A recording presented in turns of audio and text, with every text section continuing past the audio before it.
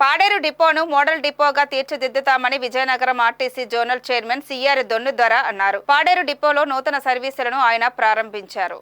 ఈ సందర్భంగా regional chairman మాట్లాడుతూ గిరిజన ప్రాంత అభివృద్ధే తన లక్ష్యమన్నారు. ప్రజల నుండి వచ్చిన వినతులను పరిశీలించి పాడేరు నుండి విజయనగరం, రాజమండ్రికి కొత్త సర్వీసులను ప్రారంభించడం జరిగిందన్నారు. గత ప్రభుత్వం గిరిజనుల కోసం ఇక్కడ ఏమీ చేయలేదని, కూటమి ప్రభుత్వం వచ్చిన 6 నెలలకే పాడేరు 2 ఆర్టీసీ బస్సులను ప్రారంభించడం సంతోషంగా ఉందని చెప్పారు. ఈ కార్యక్రమంలో పాడేరు మాజీ ఎమ్మెల్యే గిర్జి ఈశ్వరి, జనసేన పార్లమెంట్ అధ్యక్షులు వాంపూరి గంగుల్య, ఆర్టీసీ ఆర్ఎం అప్పలనాయుడు, ఆర్టీసీ ఉద్యోగస్తులు, కార్మికులు, కూటమి నాయకులు, కార్యకర్తలు పాల్గొన్నారు.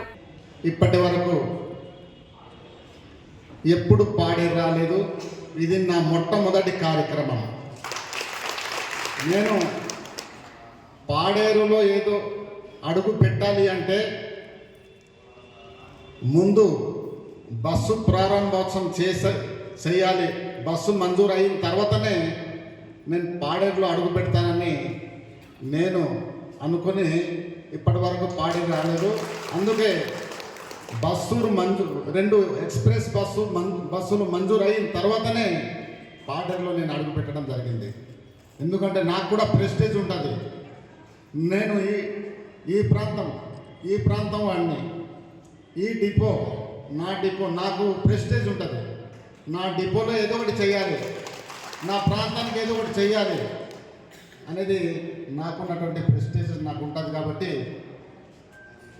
నేను కూడా గంగులాయ్ గారు చెప్పినట్లు, మేడం గారు చెప్పినట్లు ఖచ్చితంగా అల్లూరి సీతారామరాజు జిల్లాలో మనం చైర్మన్ గారి యొక్క ముద్ర ఖచ్చితంగా ఉంటుందని ఈ సందర్భంగా నేను తెలియజేస్తా ఉన్నాను. మన అధినేత చంద్రబాబు నాయుడు గారు, ముఖ్యమంత్రి వర్యులు, ఒక అద్భుతమైనటువంటి నిర్ణయం తీసుకున్నారు. ఎవరు ఊహించుకోలేదు. ఒక గిరిజన బిడ్డకి ఒక ఆర్టీసీ జోనల్ చైర్మన్గా ఇస్తారని ఎవరు ఊహించుకోలేదు. ఎందుకంటే ఎప్పుడు కూడాను గిరిజనులకు గిరిజన కార్పొరేషన్తోనే సరిపెట్టుకునేవారు ఏ ప్రభుత్వం వచ్చినా ఇప్పటి వరకు. ఏదో మనకున్నటువంటి గిరిజన సంస్థలు జీసీసీ కానీ, ట్రైకర్ కానీ, లేకపోతే మరొకటి కానీ మన గిరిజనులకు సంబంధించిన సంస్థలోనే మనకు అలాగా సర్దుబాటు చేసేవాళ్ళు. కానీ ఎవరు ఊహించని విధంగా రాష్ట్రంలో ఆర్టీసీ అంటే పెద్ద కార్పొరేషన్. ఈ రాష్ట్రంలో ఏదైనా పెద్ద కార్పొరేషన్ ఉందంటే అది ఆర్టీసీ.